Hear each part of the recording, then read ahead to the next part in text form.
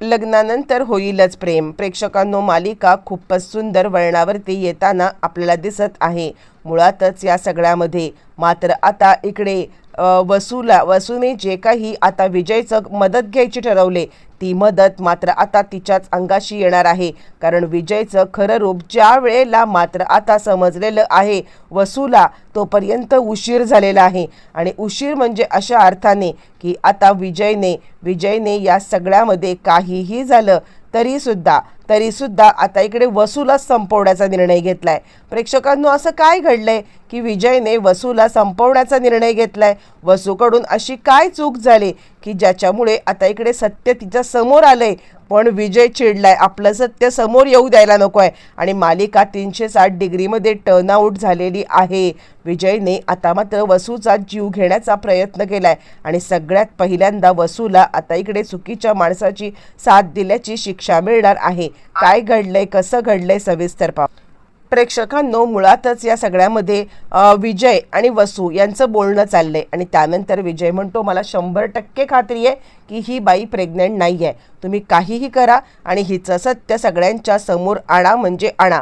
तोपर्यंत आपण गप्प बसायचं नाही आहे. आणि त्यावरती वसू म्हणते, पण करायचं काय? आणि त्यावरती विजय म्हणतो, एक काम करायचं, सगळ्यांच्या समोर आता इकडे तिला डिवचायचं, जेणेकरून त्यांच्यामध्ये आता काय बोलणं होतंय किंवा ते काय रिॲक्ट करतायत हे आपल्याला समजेल. आणि त्यानंतर मग आता पुढचं काम करायचं आहे. असं म्हटल्यावरती वसू सांगते, ठीक आहे, उद्याचा दिवस आहे, वेळ कशाला घालवायचा?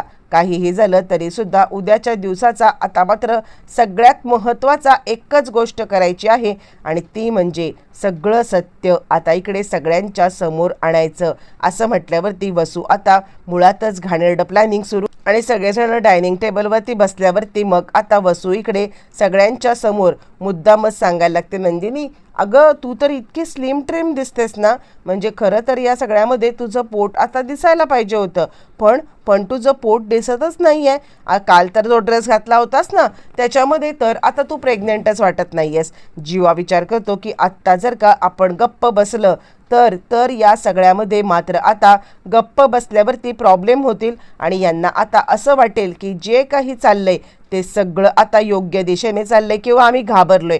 आणि म्हणूनच जीवा आता या सगळ्यामध्ये खूप मोठा आवाज वाढवतो आणि जीवा सांगायला लागतो, म्हणजे तुम्हाला काय वाटतंय की ती प्रेग्नंट असल्याचं नाटक करते का? हे सगळं चाललं, तुम्ही माझ्या नंदिनीवरती सारखे आरोप का करताय? आणि त्यावरती वसू आता सांगायला लागते, मी का आरोप करू? मला जे वाटलं ते मी बोलले, पण तू उगाचच या सगळ्यामध्ये इतका का चिडलायस? यावरती जीवा आता सांग, माझ्या नंदिनी आणि तिच्या बाळापासून लांबच राहायचं. विजय आणि आत्या, तुम्हाला दोघांना मी चांगलीच ताकीद देऊन ठेवतोय.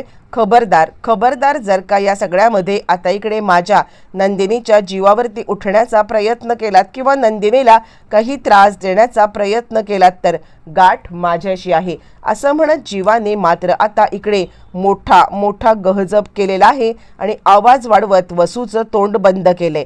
आणि त्यानंतर नंदिनी जीवाला शांत करते.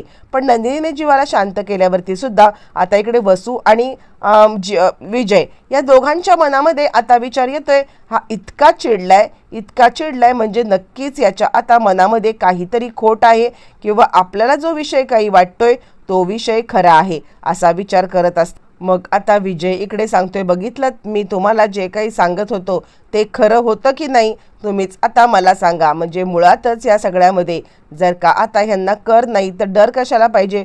वसू म्हणते, हा तुमचं म्हणणं बरोबर आहे, मला आता हे पटलंय की नंदिनी खरंच प्रेग्नंट नाही आहे, पण आता इकडे असा काहीतरी स्फोट करूया ना की आता ही नंदिनी प्रेग्नंट नाही आहे याचा धक्का मात्र आता म्हणजे तो बसेल तो म्हणजे काव्याला. असं म्हणत दोघं जण प्लॅन करतात. तेवढ्यात विजयला कॉल आलाय आणि विजय थोडासा बाजूला झालाय आणि विजय आता काहीतरी सस्पिशियस बोलतोय. म्हणून आता इकडे वसूला थोडा संशय आलाय. वसू त्याच्या मागे जाऊन तो काय बोलतोय हे ऐकण्याचा प्रयत्न करत आहे आणि त्यावेळेला वसू त्याला आता इकडे बोलायला लागते, काय चाललंय, काय कुणाचा फोन होता, म्हणजे आता कशाबद्दल बोलत होतात? यावरती तो म्हणतो, नाही खरं तर या सगळ्यामध्ये मी काही बोलत नव्हतो. आणि त्यावरती वसू म्हणते, हां आणि तुम्हाला एक अजून प्रश्न विचारायचा माझा राहूनच गेलेला आहे. आणि त्याच वेळेला मग आता तो म्हणतो बोला. आणि त्यावेळेला वसू आता सांगायला लागते, अहो म्हणजे तुम्ही जीवाचं हे आता जे काही कॉन्ट्रॅक्ट काढून घेतलं होतं ना तर हे जीवाचं कॉन्ट्रॅक्ट ज्या वेळेला तुम्ही आता काढून घेतलात आणि त्यावेळेला हे सगळं तुम्ही कसं जमवलात, म्हणजे आता मला तर कळतच नाही आहे की आता तुम्ही छुपे रुस्तमाच आहात की काय. आणि त्याच वेळेला ती आता त्याच्या लॅपटॉपमध्ये पाहते, पण लॅपटॉपमध्ये बऱ्याचशा गोष्टी तिला अशा काहीतरी वेगळ्याच वाटतात. म्हणून आता वसू विचार करते, हा आता प्रॉपर्टीचे पेपर वगैरे लॅपटॉपवरती घेऊन काय करतोय. मुळातच विजय इथे आलेला आहे तो म्हणजे आता इकडे या सगळ्यांना लुबाडायलाच, आणि तो फक्त वापर करतोय वसू आणि रम्याचा. आणि त्याच वेळेला आपल्या प्रॉपर्टीचे पेपर त्याच्या आता लॅपटॉपवरती पाहून वसूला थोडासा धक्का बसलाय. वसू विचार करते काय चाललंय काय हे, आणि तिला या सगळ्यामध्ये आता थोडासा धक्काच बसलाय. पण त्यानंतर ती विचार करते नाही, काहीतरी वेगळं असेल ह्यांचं चालू, मी यांच्याशी नंतर बोलून घेते. पण त्याच वेळेला मात्र आता इकडे सांगायला लागतोय तो म्हणजे विजय की हे बघा काहीही झालं तरी आपल्याला. तोपर्यंत काव्या नंदिनीकडे आले आणि नंदिनीताई, अगं वसू आत्याच्या बोलण्याचं काही वाईट वाटून घेऊ नको. एखाद्याचं पोट दिसतं किंवा एखाद्याचं पोट दिसत नाही आहे, त्यांना काय यातल्या गोष्टी कळणार. तू स्वतःला बिलकुल आता त्रास करून घेऊ नको. आणि त्यावरती मग आता लगेचच मानिनी सांगायला लागते, हो बरोबर बोलतीये ती, बरोबर बोलतीये. तुला आता असं वाटत असेल ना की हिचं बोलणं मनाला लावून तुला आता वाईट वाटत असेल तर सोडून दे. अगं एखाद्याचं असतं तसं, एखाद्याचं पोट तर 5-5 महिन्यापर्यंत दिसत नाही आहे, आणि त्यामुळे तुला आता चिंता करण्याची खरंच काही गरज पण नाही आहे. हे बघ, आणि वसूचं तर बोलणं अजिबात मनावरती घेऊ नको, काही गरज नाही आहे असं म्हणत इकडे आता मानिनीने त्या दोघींना सुद्धा आता समजावलेलं आहे. पण इकडे काव्याचं काही नाही आहे, पण नंदिनीच्या मनामध्ये मात्र चोर आहे, कारण नंदिनी सत्य लपवत आहे. आणि त्यामुळे ती विचार करते कसं सांगू मी सगळ्यांना, मला खरंच कळत नाही आहे की या सगळ्यामध्ये आता मात्र काय बोलायचं आणि काय बोलायचं नाही ते.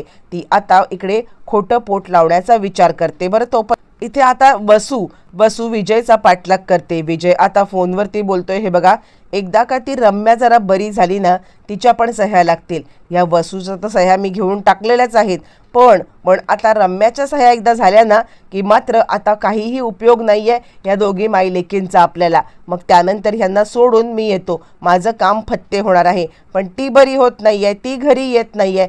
ती जोपर्यंत घरी येत नाही आहे ना तोपर्यंत माझं काम पूर्ण होणार नाही आहे, आणि त्याचसाठी मला थोडा वेळ लागेल. तिला जरा बरी होऊ दे एकदाची.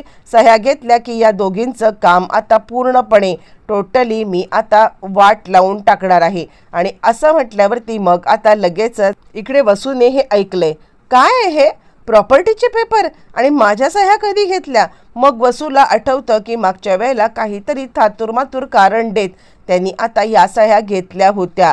आणि त्याच वेळेला मात्र आता वसू इकडे चांगलीच हादरले. काय चाललंय हे सगळं असं म्हणत ती विजयकडे आले. ती विजयला आता मात्र उघड सगळं विचारायला लागले. विजयला विचारायला लागले की काय चाललंय हे, म्हणजे आता माझ्या सही कधी घेतली आणि हे प्रॉपर्टीचे पेपर. आणि पेटून उठलेला विजय आता चिडून आता तो जोराजोरात ओरडतोय, माझ्यावरती आवाज उडवशील, तू माझ्या अंगावरती आवाज उडवशील. यावरती वसू घाबरले, काय विजयराव, म्हणजे तुम्ही सह्या तरी कधी घेतल्यात. यावरती आता इकडे तो सांगायला लागतो, म्हातारे अगं सह्याच घेण्यासाठी मी इथे आलोय.